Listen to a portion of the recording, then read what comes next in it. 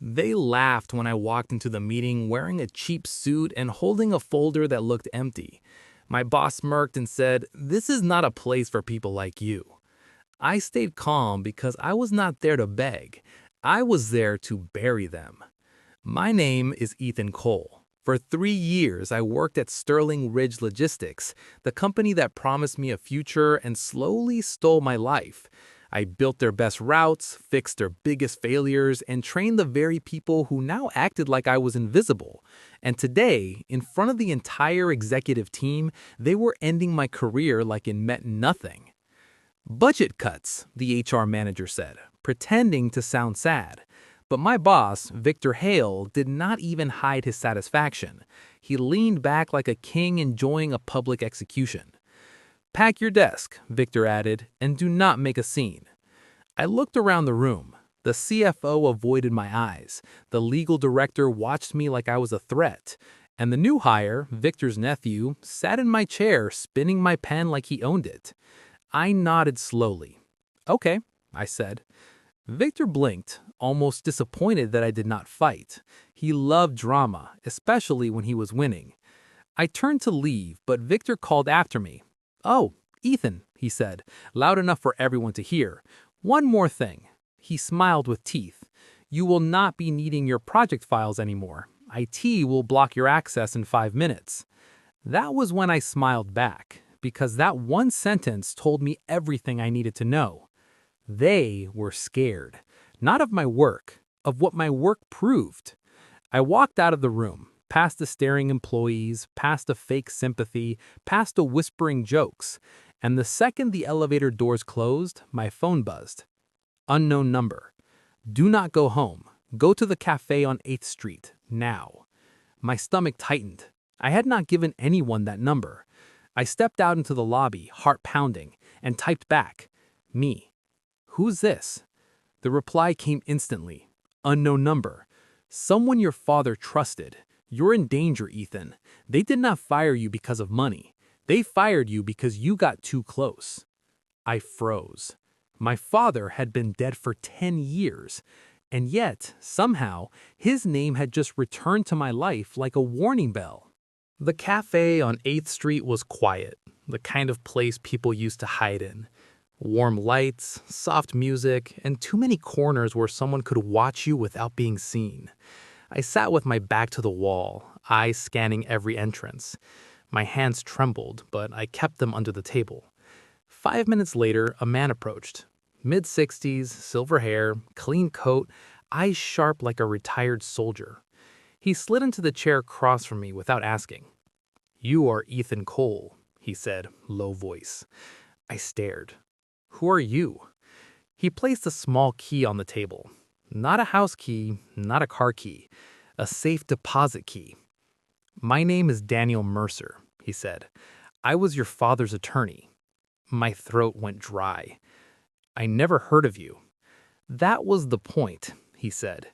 "Your father insisted you would never know me unless something went wrong." I swallowed hard. What went wrong? Daniel leaned forward. Sterling Ridge Logistics was built with dirty money. He watched my reaction carefully. "And your father was the one man who could destroy it." I almost laughed. My father was a truck driver. Daniel's eyes did not blink. "No," he said. "Your father was a silent owner." The world tilted. I felt sick, like someone had reached into my head and rearranged reality. "That is impossible," I whispered. Daniel shook his head. "You were told he died in an accident, but it was not an accident." I stared at him stunned. My father died in a highway crash when I was 16. I remember the funeral, the closed casket, the way strangers showed up and cried too hard. Daniel pulled out a thin envelope. "This your father left for you. It activates today." I took it with shaking fingers. On the front, in my father's handwriting, were the words, "For Ethan, only if they come for you." My breath caught. "What is happening?" I asked. Daniel's voice turned hard. "Victor Hale is not just your boss. He's one of the men who helped bury your father. And he believes you found what you were never supposed to find." I stared down at the key. "What does it open?" Daniel exhaled slowly. A box. And inside that box is the reason they fired you. The man's eyes locked onto mine. And the weapon you need to end them. I drove to the bank like my life depended on it, because maybe it did. My hands were still shaking when I stepped inside the marble building and approached the safe deposit counter. Daniel had already warned me. Do not use your name, he said. Use the code. Inside the envelope my father left, there was a slip of paper. One word. Raven. I gave the teller the code and the key. Her expression changed. Professional but cautious, like she had seen this before. She led me into the vault. The box was heavier than I expected. I carried it into a private room, closed the door, and opened it.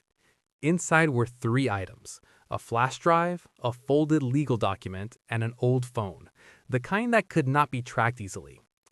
I picked up the document first. It was a contract. My father's name was on it, and so was Sterling Ridge Logistics. The contract stated that the company belonged to a trust. The beneficiary was listed as Ethan Cole. My chest tightened. This was not a hidden inheritance. This was ownership, full ownership. I dropped the paper like it was burning. Then I grabbed the flash drive. It was labeled in simple black marker, The Truth. I plugged it into my laptop right there in the vault room. A folder opened. Dozens of audio files, emails, PDFs, signed bribe agreements, photos, and then one file that stopped my heart. Daniel, if I die, it was Victor.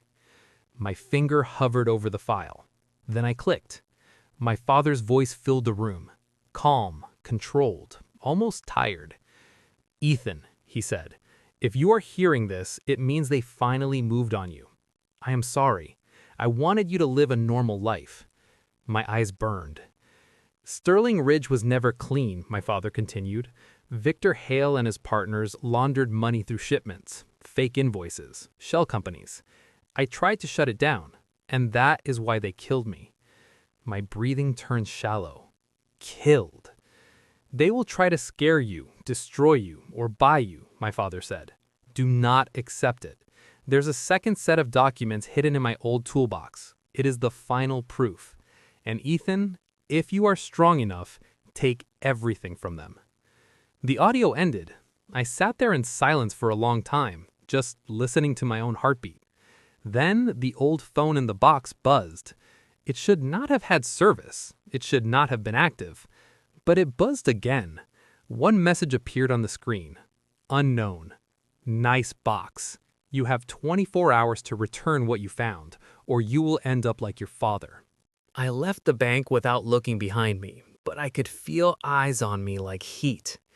By the time I reached my car, my phone buzzed again. This time it was my regular phone. Victor. Ethan, let us talk. Adults talk. No need to make this ugly. I almost laughed. Victor never called me an adult before. To him, I was a tool, a disposable part. I did not reply.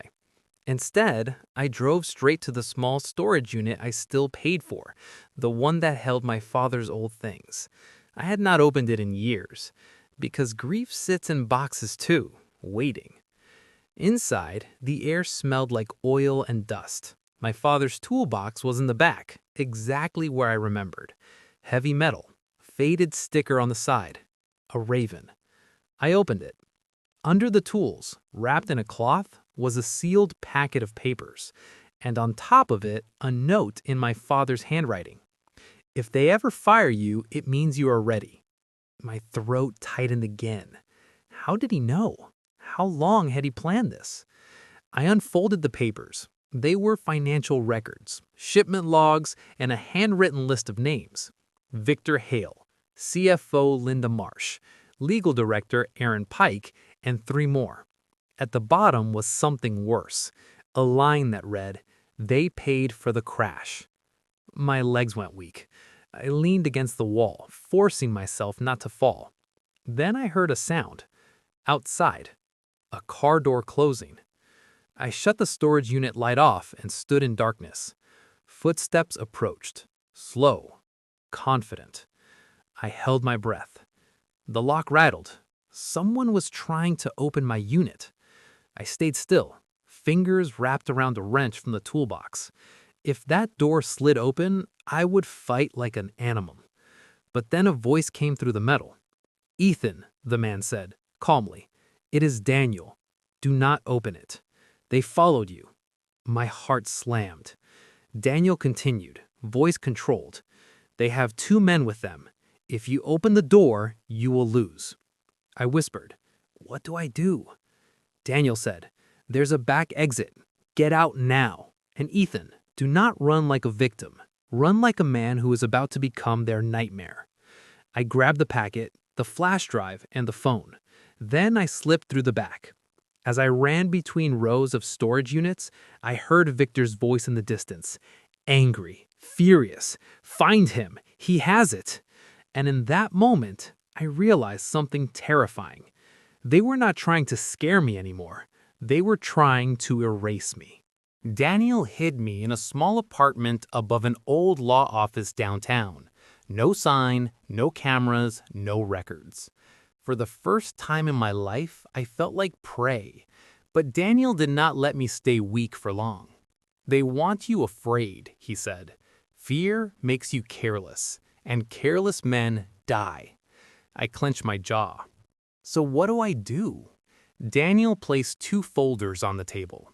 "One folder is your father's proof," he said. "The other is your father's plan." I opened the second folder first. Inside was a timeline, names, court dates, a strategy. My father had not just collected evidence, he had designed the trap. Daniel pointed at a line in the plan. "Your father wrote that Victor's biggest weakness is pride. He cannot stand losing in public." I stared at the plan. There was one date circled. Today. "What is today?" I asked. Daniel's eyes were dark. "Sterling Ridge is signing a merger tomorrow with a bigger company. If that merger happens, Victor becomes untouchable." My blood ran cold. That was why they fired me. That was why they were rushing. They were cleaning house before the merger. Daniel slid a business card toward me. A name was printed on it. Emily Rowe, investigative journalist. "She owes your father," Daniel said. "She has been waiting for this story for years." I held the card. "So we expose them?" Daniel nodded. But not with anger, with precision. He looked me straight in the eyes. "You are not just a victim, Ethan. You are the owner. You are the weapon." The next morning, Emily Rowe met me in an empty parking garage. She did not look like a journalist. She looked like someone who knew danger. "You have proof?" she asked, blunt. I handed her a copy of the documents. Her eyes scanned the pages and her mouth tightened. "Holy hell," she whispered. "I need 2 things," I told her. "I need the merger stopped, and I need Victor Hale to be exposed in public." Emily studied me. "You are not scared," she said. I answered honestly. "I am terrified, but I am more tired than scared." Emily nodded slowly. "Good," she said, "because once we start, there is no going back." Emily moved fast, faster than I expected. Within hours, she had a legal team verifying documents and a network of contacts lining up the story.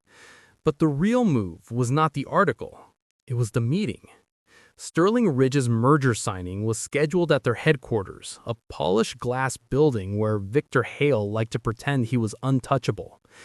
Emily arranged for a surprise press presence. Not illegal, just unexpected.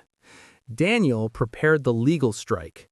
He filed a temporary injunction with the court based on fraud and criminal laundering evidence. If the judge accepted it, the merger could be paused immediately. But the danger was timing. Victor could still run. He could still destroy evidence. He could still hurt me. That night, I received a call from a blocked number. Victor's voice came through, soft and poisonous. "You should have stayed quiet, Ethan. You are not your father. You do not have his stomach."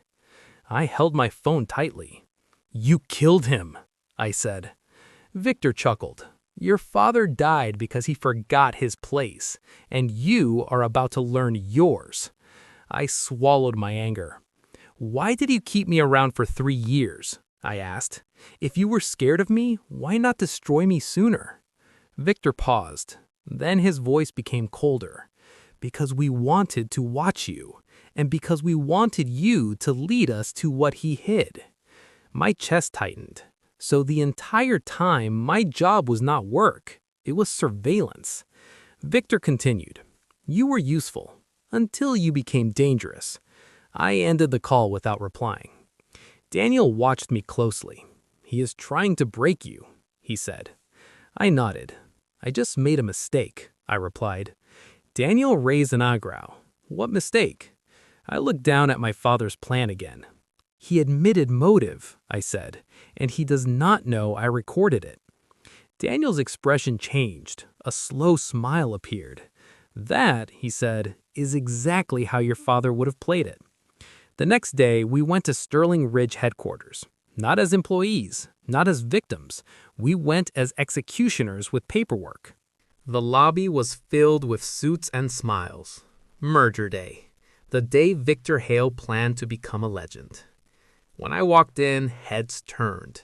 I could see whispers spread like smoke. Victor was standing near the elevators, shaking hands with a tall man in an expensive gray suit. The merger partner. Victor's future shield. Victor saw me and his face tightened. Then he recovered fast, forcing a fake smile. "Well," he said loudly, "look who crawled back." I did not answer. Daniel stepped forward and held out a document. "Victor Hale," Daniel said, calm voice, "you have been served." Victor laughed. "Served? For what?" He looked around like the room was his audience. "This is a private event." Emily Rowe walked in behind us, and behind her, 2 cameramen. Victor's smile froze. Emily spoke clearly. "Victor Hale," she said, "I am reporting on Sterling Ridge Logistics for laundering money, fraud, and the murder of its silent owner." The room exploded into chaos. People stepped back. Phones came out. Security moved forward. Victor's face went red. He pointed at me. "He is him," he shouted. "He is the disgruntled employee. He is insane." I stepped forward slowly, and for the first time, I spoke loud enough for everyone. My father's name was Michael Cole, and Sterling Ridge belonged to him. It belongs to me now. A wave of murmurs hit the room. Victor tried to laugh again, but it sounded shaky. "That is impossible," he snapped. Daniel lifted the contract I had found. "Here is the trust agreement," he said. "Ethan Cole is the legal beneficiary and owner." The merger partner's face turned pale. He stepped away from Victor like Victor was contagious. Victor's eyes locked onto mine. Hate, fear, desperation. Security hesitated, because now this was not an employee problem. This was ownership. Then the elevator doors opened, and 2 police officers stepped out. The entire lobby went silent. One officer spoke. "Victor Hale," he said, "you are under investigation for fraud and financial crimes. Step forward." Victor's voice cracked. "This is not happening," he whispered. I stared at him. "It is," I said quietly, "and this is only the beginning." Victor did not get handcuffed that day. Not yet. His lawyers moved fast, screaming about procedure, demanding time, calling it a setup, but something important happened. The merger partner walked away, right there in the lobby with cameras filming. Victor's dream shattered in real time. Emily's article went live the same night. Headlines, videos, proof. My father's voice, my documents, Victor's threats. Sterling Ridge's stock value dropped hard. Employees panicked. The board called emergency meetings. Victor tried to fight back the only way he knew. He attacked me publicly. He went on local news. He said I was lying. He said Daniel was corrupt. He said my father was a nobody. But the more Victor spoke, the more he exposed himself. Pride is loud, and guilt is louder. 2 days later, Daniel called me to his office. The court approved the injunction, he said. No merger, and Victor's assets are frozen. I exhaled, but it did not feel like victory yet, now with my father's murder still unpunished. Then Emily walked in with her phone. I got something, she said. She played a video, a hidden camera recording. Victor in a private meeting with Linda Marsh, the CFO. Victor's voice was sharp. We should have killed the son too. He is ruining everything. My blood turned cold. Emily looked at me. That is conspiracy, she said. And now it's on camera. Daniel smiled slowly. Now we have him, he said. The next morning, police raided Sterling Ridge. Offices emptied, hard drives seized, employees questioned. Victor disappeared. He didn't show up, he didn't answer calls, he ran. For the first time, I felt fear crawl back into my chest. A desperate man is the most dangerous. That night, as I walked into Daniel's building, a shadow moved behind me. A hand grabbed my shoulder. I spun. A man stood there, face hidden by a hoodie. He leaned close and whispered, "Victor sends his regards." Then I felt cold metal press into my ribs. Time slowed. I could smell the man's breath, cheap coffee and cigarettes. His grip was tight, practiced. I did not scream. I did not panic, because my father taught me something before he died. When danger comes, you move. I drove my elbow backward into the man's stomach.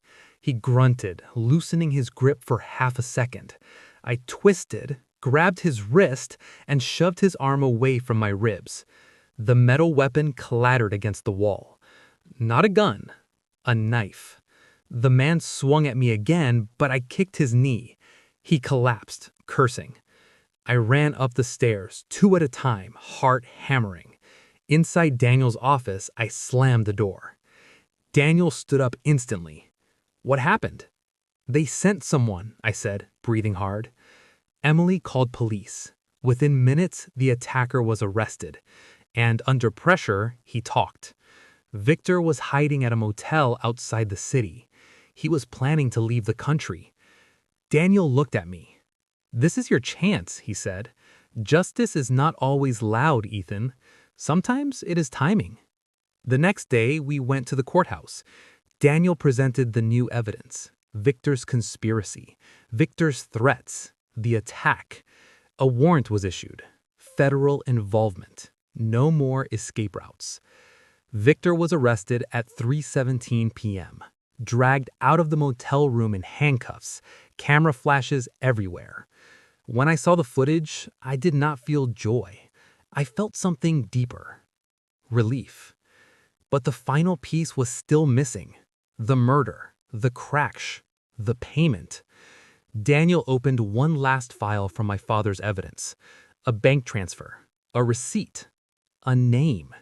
The driver who caused the crash had been paid, and that driver was alive. We brought him in. He denied. Then he cried. Then he broke. He confessed everything. Victor paid him. Victor planned it. Victor celebrated it. And at that moment, after 10 years, my father's death finally had a voice. Victor Hale stood in court in the same suit he wore when he fired me. But now it looked smaller on him, like the arrogance could not fill it anymore. The judge read the charges: fraud, money laundering, conspiracy, attempted murder, and finally, murder.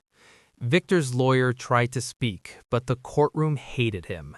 The evidence was too strong, the story too public, the lies too old. Victor turned to look at me. His eyes were empty now, not powerful, not feared, just defeated. "You think you won?" he whispered. I met his stare without flinching. "No," I said softly. "My father did not get to watch you fall. So I did not win, but you did lose." The judge ruled. Victor was denied bail. He would rot in a cell while the trial moved forward, and everyone knew what the verdict would become. Outside the courthouse, cameras surrounded me. Reporters shouted questions. Emily stood nearby, watching like she had just finished her greatest work. Daniel placed a hand on my shoulder. "Your father would be proud," he said. I looked up at the sky, the winter sun pale and distant. For the first time in years, I felt like my lungs could fully expand. I went back to Sterling Ridge headquarters a week later, not for revenge, for closure. The board resigned, the CFO was arrested, the legal director turned state witness. Everything my father warned about collapsed like wet paper. I walked into Victor's old office. The chair was still there, the desk still polished. I placed one thing on the desk, my father's toolbox keychain, a small raven. Then I turned off the lights and left. Because karma does not scream. Karma does not beg. Karma waits. And when it finally moves, it ends everything.